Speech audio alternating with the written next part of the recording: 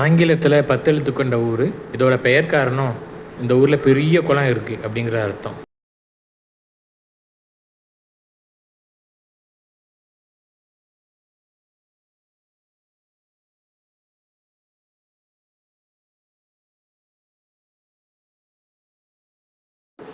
மொதல் க்ளூ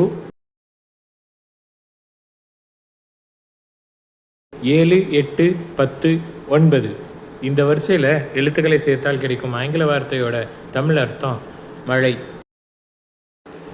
ரெண்டாவது க்ளூ 3, 2, 1, 4, 7 இந்த வரிசையில் எழுத்துக்களை சேர்த்தால் கிடைக்கும் ஆங்கில வார்த்தையோட தமிழ் அர்த்தம் சரி செய்தல்.